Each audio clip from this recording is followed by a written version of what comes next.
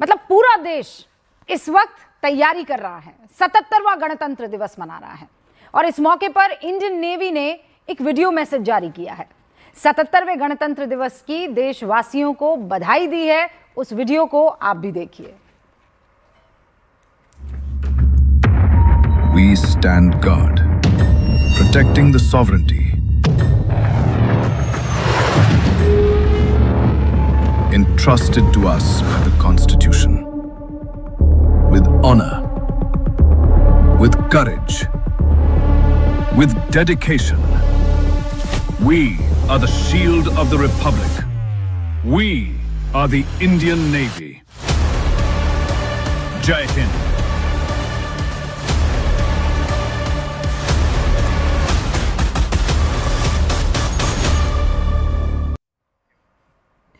तो पूरे गर्व, पूरे उत्साह, पूरे जोश के साथ आज गणतंत्र दिवस मनाने के लिए तैयार है हमारा वतन। राजधानी दिल्ली के कर्तव्य पथ पर होने वाली परेड में आज आप क्या क्या देखेंगे मैं जल्दी से बता देती हूँ। सैन्य शक्ति तो दिखेगी और इस बार ऐसी दिखेगी कि आप फख्र करेंगे। सांस्कृतिक विविधता, तकनीकी प्रगति और राष्ट्रपति द्रौपदी मुर्मू परेड की अगुवाई करेंगी। परेड 10:30 पर शुरू हो जाएगी, एग्जैक्ट वही टाइम है और करीब 90 मिनट तक ये परेड चलने वाली है। और इस साल की थीम है वंदे मातरम के 150 साल, जो देश की एकता, आजादी और राष्ट्रीय चेतना को सलाम करते हैं।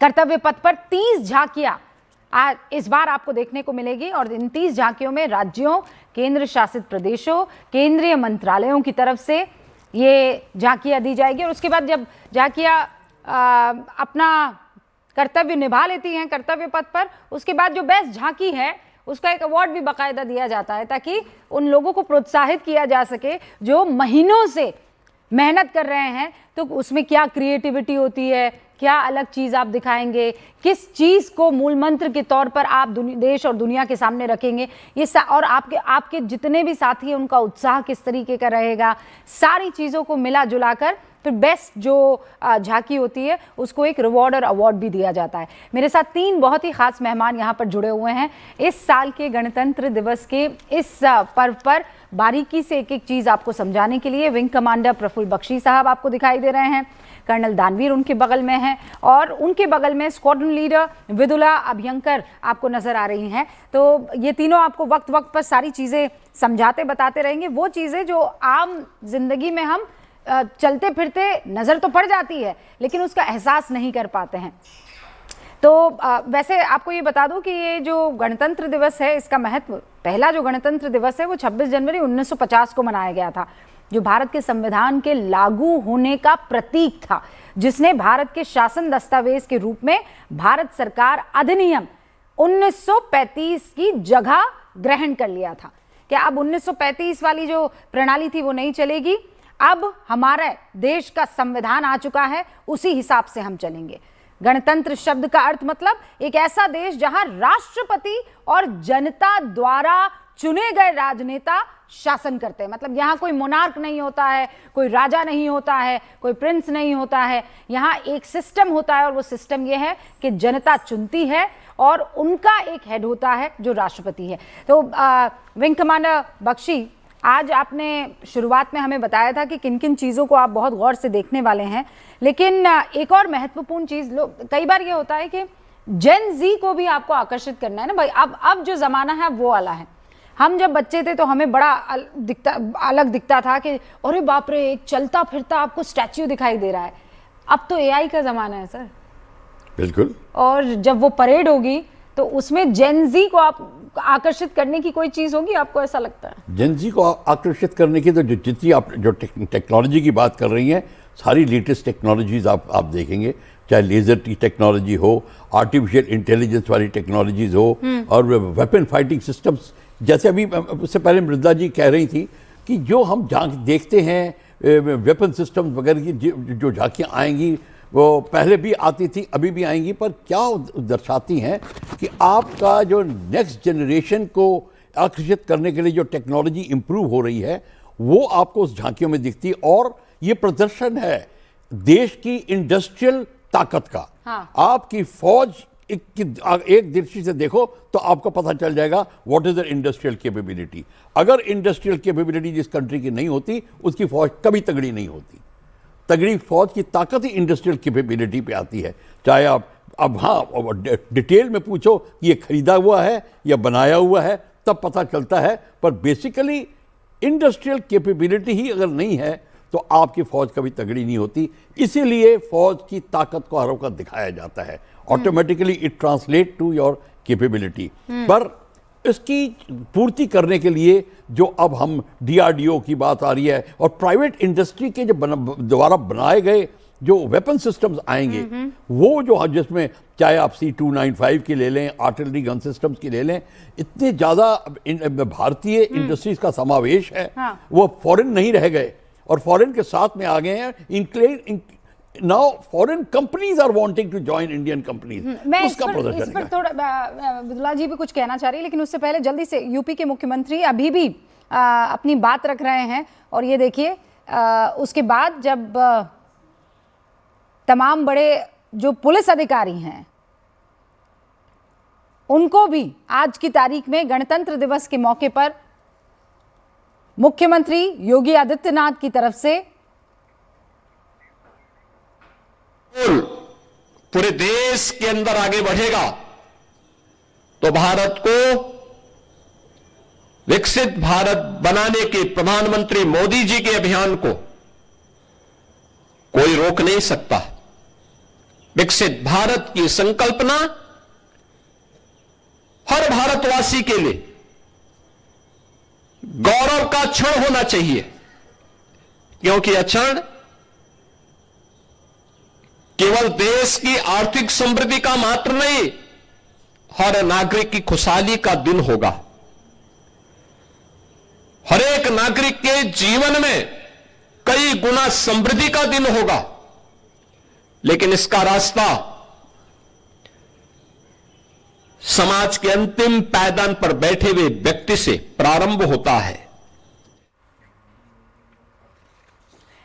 तो योगी जी को आप सुन रहे थे, योगी आदित्यनाथ भी उसी तरफ इशारा कर रहे थे कि विकसित भारत हमें जो बनाना है, ये जो टारगेट अचीव करना है, उसमें किन किन चीज़ों की आज की तारीख में हमें ज़रूरत है। और in fact wing commander Prafull Bakshi भी वही बात कह रहे थे।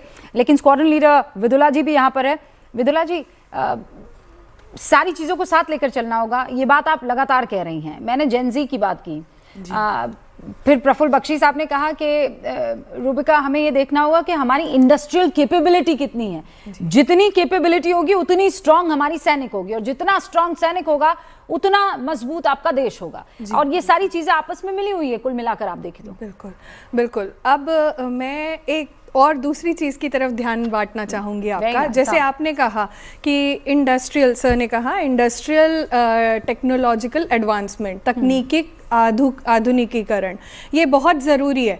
तो इसके लिए हमें ये भी समझना बहुत ज़रूरी है कि इसके पीछे का जो आदमी है, जो इस तकनीक को चलाने वाला है, वो भी उतना ही ज़रूरी है। और जब वो सैनिक के वेश में आ जाता है तब तो वो बहुत ज़्यादा ज़रूरी है, क्योंकि उसके कंधों पे पूरे देश का भार है। तो अब जब हम हमारे देश की बात करते हैं तो कुछ इलाके हमारे देश के ऐसे भी हैं जो आधे से ज़्यादा समय बर्फबारी से बिल्कुल भरे होते हैं। तो जैसे हमारा जो ये लद्दाख वाला रीजन है, आज की जो हमारी परेड है उसका एक बहुत ही महत्वपूर्ण और बहुत ही इंटरेस्टिंग हिस्सा जो होने वाला है, जो हमारे जेनजी के लिए भी बहुत अचंभित करने वाला है, वो है हमारे स्नो वॉरियर्स। इससे पहले कभी भी हमने अपनी स्नो वॉरियर्स को इस प्रकार की मिलिट्री परेड में शामिल नहीं किया है, क्योंकि इन्हें बहुत नीचे लाना, from those mountains to come down, it is very difficult. हमें समझना पड़ेगा कि इन जिन चीज़ों की मैं बात कर रही हूँ मैं एक एक करके बताऊंगी। इन सबको पहले बट हमें ये चीज़ बहुत ध्यान में रखनी है कि इसी टेक्नोलॉजी को भी ज़मीन पे उतारना एंड साथ ही साथ मनुष्य बल को भी ज़मीन पे उतारना बिल्कुल आसान काम नहीं है।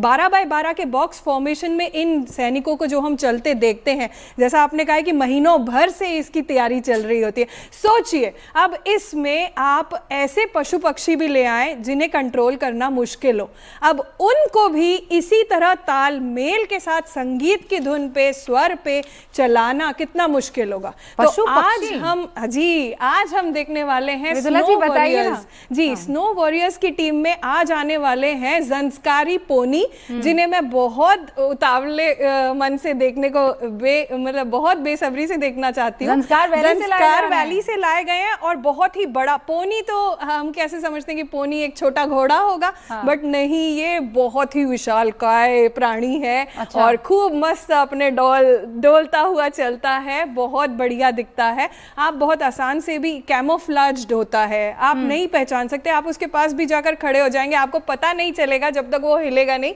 कि ये एक प्राणी है। तो जब टेक्नोलॉजी फेल हो जाती है, नाइट विजन गॉगल्स भी नहीं चलते हैं, तो ये वो हमारी आंखें हैं जो हमें दुश्मन देखने में आसानी से मदद करती हैं। तो पोनी की बात की आपने। जी, इसके भी बाद रहेंगे। जी बैक्ट्रियन कैमल आने वाला है। हाँ। वो भी बहुत इंटरेस्टिंग होने वाला है, और वो भी हमें मरुस्थल हो गया। और जैसे लेह में भी हम देखते हैं हिल्स हैं, ऐसा नहीं कि सिर्फ राजस्थान में ही मरुस्थल है, बट ऊपर पहाड़ी इलाकों में भी, हिमालयन रीजन में भी ये कैमल्स हमें मदद करते हैं। और पक्षी भी आने वाले हैं। पक्षी हैं जो ब्लैक रैप्टर्स हैं, वो they are like eye in the sky. तो जब मैं एयरफोर्स की बात करती हूँ तो एवैक्स है हमारा, तो एवैक्स के साथ ही साथ जब एवैक्स भी कभी कभी टेक्नोलॉजी भी फेल हो जाती है, उस समय के लिए भी हम तैयार हैं। तो ये पक्षी और उसके माथे पर ऐसे एक छोटा सा कैमरा माउंट किया गया, कितना मुश्किल है उसको चलाना। जी जी, एक तरह का बाज है रैप्टर, तो वो भी है। एंड मोस्ट इंपॉर्टेंट इज जो 5 तरह के डॉग हाउंड्स जो है, जो इंडियन वैरायटी है। हम सब ने मतलब बचपन में हम सब ने शर्लॉक होम्स पढ़ा है, हाउंड्स ऑफ बास्करविल हम जानते हैं, तो हम सोचते हैं कि हाउंड का मतलब होगा बड़ा लंबा चौड़ा तगड़ा डॉग्स, बट ये जो है रामपुर और काफी अलग जो इंडियन ब्रीड्स हैं। Yes, there are 5 varieties of hounds which will be shown today. हम देख पाएंगे उनको भी, देखने में आपको लगेगा कि ये एक नॉर्मल कुत्ता है। ये तो बड़ा दिलचस्प कर्नल दानवी, मतलब सोचिए रैप्टर्स को ट्रेन करना। और मैंने वो तस्वीरें देखी थी जहां पर उनके छोटे से कैमरास, छोटे से उस पे, सोचिए उसको कैसे ट्रेन किया गया होगा कि यहाँ उड़ना है, वहाँ उड़ना है। विंग कमांडर बेसल का नहीं कर्नल प्लीज।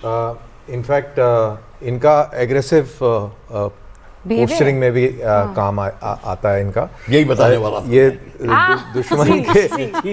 दुश्मन के जो ड्रोन्स हैं, अगर उसको टारगेट करना है तो आप इन रैप्टर्स का इस्तेमाल करके आप उन ड्रोन्स को गिरा सकते हैं। यानी कि चील जैसे झपट्टा मारती है आसमान में, ऐसे जाके और उन ड्रोन्स पे झपट्टा मारेंगे और वो ड्रोन्स गिरते हैं। So yes, the thing is कि कितना मुश्किल होगा, जैसे आपने कहा कि उनको ट्रेन करना, और वो फिर ट्रेनिंग कराई गई। और ट्रेन जहाँ तक इन रैप्टर्स का सवाल है, इनकी ट्रेनिंग का ये आज से नहीं हो रही है, World War I से और उससे पहले से इनको ट्रेन करा जाता रहा है। तो इनकी टेक्निक्स ट्रेनिंग की मालूम है। और क्योंकि अब ज़माना ड्रोन्स का है, तो ये काउंटर ड्रोन सिस्टम के तौर पर भी इनका इस्तेमाल जो है वो किया जा रहा है, किया जाएगा। और ख़ासियत यह है कि ना इनको आप जैम कर सकते हैं, ना इनको आप रेडार पे पकड़ सकते हैं। So they are absolutely silent warriors in the sky defending you from the drones. बिल्कुल ठीक कह रहे थे। इनको रैप्टर्स में मिनिएचर कैमरेज भी लगा के कई कंट्रीज ने एक्सपेरिमेंट किया है, and directly where they fly सारा का सारा उनको वहाँ की लोकल फोटोग्राफ आती रहती है।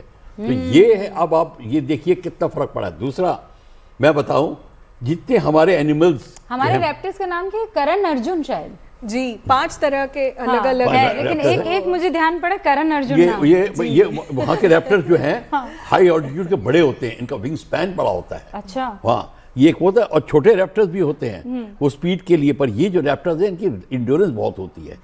दूसरी बात मैं बता रहा हूँ, फौज में कबूतरों का इस्तेमाल, कुत्तों का, म्यूल्स का इस्तेमाल, और इनको लड़ाई में अवार्ड्स मिले हैं। एक हमारे म्यूल है, उसको VRC मिला हुआ है 65 ऑपरेशन के अंदर, वो उसको मिला हुआ है VRC, क्योंकि वो अपना कैप्चर हो गई थी पाकिस्तानियों द्वारा, और वहां से फिर पाकिस्तानी एम्युनिशन लेके भाग के आ गई। तो वो उसको VRC दिया गया, और डॉग्स को अवार्ड दिया गया है, यहां तक कि पक्षियों को अवार्ड दिया गया है। तो आप ये मत सोचिए कि ये जो प्राणी हमारे साथ हैं, डॉग्स, म्यूल्स, ये हमारी लड़ाई के भी अभिन्न अंग बनते जा रहे हैं। तो ये एक किस्म से बड़ी खुशी होगी, जैसे आप लोग कह रहे हैं, ये बहुत होगा। और इससे जो अवेयरनेस टू द पीपल आएगी, they start loving, how they start caring for animals, उनका भी एक स्थान हमारी सोसाइटी में अब बरकरार रहेगा।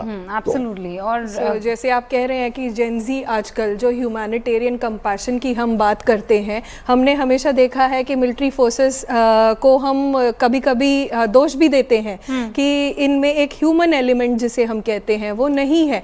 बट आज हम इस स्नो वॉरियर्स के थ्रू यही दिखाना चाहते हैं शायद कि भारतीय सेना जो है वो मनुष्य बल के इमोशंस को भी जानती हैं, पहचानती हैं और उन्हें सही तरीके से इस्तेमाल करना भी जानती है। सो कहीं पर हम ये भी कह सकते हैं कि जैसे ग्रुप कैप्टन शुभांशु शुक्ला को जो एक आज अवार्ड मिलने वाला है, तो वो भी इसी बात को दर्शाता है कि मनुष्य बल जिस तरह से हम उसे ट्रेन करते हैं, कई कठिनाइयों से उभर कर वो आता है। तो सिर्फ टेक्नोलॉजिकली साउंड नहीं हो रहे हैं, हम सिर्फ उनको फिजिक्स या केमिस्ट्री या मैथ्स नहीं पढ़ा रहे, हम उन्हें यह भी समझा रहे हैं कि अनुकूल परिस्थिति में भी आप किस तरह से अपने दिमाग को, शरीर को ढाल सकते हैं और साथ ही साथ खुश भी रह सकते हैं। आपने बहुत ही खूबसूरत चीज आपने ये कही थी कि it's not just about technology, जो उसके पीछे का मनुष्य है और the man on the machine. और आप जब पक्षियों को ट्रेन कर रहे हैं, जब आप जानवरों को ट्रेन कर रहे हैं, ये कोई टेक्नोलॉजी नहीं कर सकती है। You need to have a connection with the soul connection. You have to have very strong psychologists like Brindaji. And at the same time, I would also again connect it with the diplomatic relations or the message that this is going through. Like for example, हम कहते हैं कि चीन की, जब हम किसी भी एक इंटरनेशनल मिलिट्री इस तरह के किसी भी इवेंट पे जाते हैं, हम देखते हैं चीन क्या दिखाता है या रूस क्या दिखाता है। वो लोग आजकल दिखाते हैं, हाँ, ताकत कैसे दिखाते हैं, ड्रोन्स आते हैं उनके, और आजकल तो रोबोट्स, ह्यूमनॉइड्स भी आते हैं। आपने देखे होंगे कई तरह के वीडियोस चलते हैं जिसमें खूब सारी फौज जो कि एक ड्रोन ऑपरेटेड फौज है या ह्यूमनॉइड्स चल रहे हैं। हम उन सब में नहीं बिलीव करते हैं, हम आज भी मनुष्य बल में बिलीव करते हैं जिसके पीछे हम टेक्नोलॉजी लगाते हैं। तो आप आज हमारी फौज में कहीं भी ह्यूमनॉइड्स इस तरह से नहीं देखेंगे। पर होने चाहिए कि नहीं होने चाहिए कर्नल दानी? बिल्कुल होने चाहिए, बट जो हम जो अपना रोबोटिक म्यूल दिखा रहे हैं, आप उसको इसी कैटेगरी में रख सकते हैं। जहाँ पे ज़रूरत है वहाँ पर होने चाहिए, और हैं भी। ह्यूमनॉइड तो नहीं है, बट अदरवाइज रोबोटिक्स बिल्कुल हैं, इस्तेमाल होते हैं, आवश्यक भी है। लेकिन जैसा ये स्क्वाड्रन लीडर बता रही हैं, उस तरीके से हम उसको शोकेस शायद नहीं कर रहे हैं इतने मास तरीके से। जैसे आप चाइनीज़ परेड देखेंगे, वहाँ पर बहुत बड़े पैमाने पर टेक्नोलॉजी का प्रदर्शन किया जाता है।